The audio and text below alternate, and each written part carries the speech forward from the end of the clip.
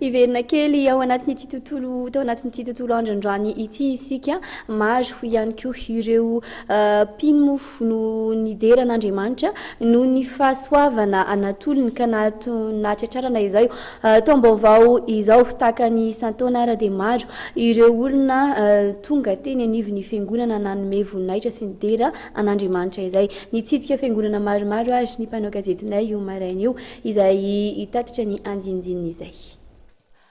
Maro tamin'ireo kristiana no nisafidiny hamonjy fotoam-pivavahana entina isaorana an'Andriamanitra noho ny fahatongavany taom-baovao. Nahitana taratra izany teto amin'ny fiangonana katedraly FJKM Analakely.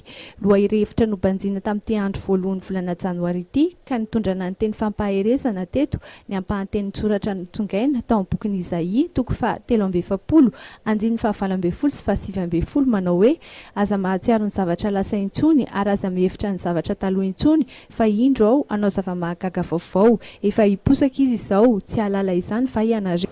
Engany mba mozo fiaravavaka tanterana entina isotra manome voninahitra ary mahomitra azarehetra Fivavahana nentina niderana an'Andriamanitra ihany koa tamin'ity androany ity noho ny fahatongavan'izay asaramanitra izay ny teto amin'ny Karandohalo. Ny Monseigneur Audon Razanak'olona archevêque an'Antananarivo sady filohan'ny FFKM no nitarika ny fotoana. Nisy ny sorona masina teo.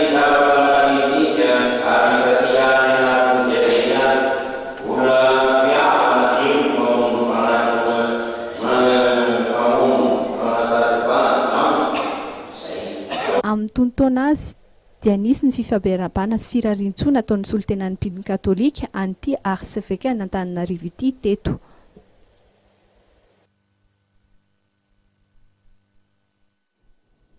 Dia iny fanadadiana iny ihany koa raha no amaranana ny vaovaontsika tompolasy vovavy mankasitraka anao nanjoy izany atry amin'ny farany ary mankasitraka ihany koa an'ireo ekipa rehetra izay ekipa ny matevy rehetra izay nanampy natotosany ity fampahalalam-baovao ity tao anatin'izao alina izao mirary alina finaritra ho antsika rehetra hatrany ary mametraka ny veloma mandrapitafa ho amin'ny rampitso amin'ny valo ora indray ny tenako.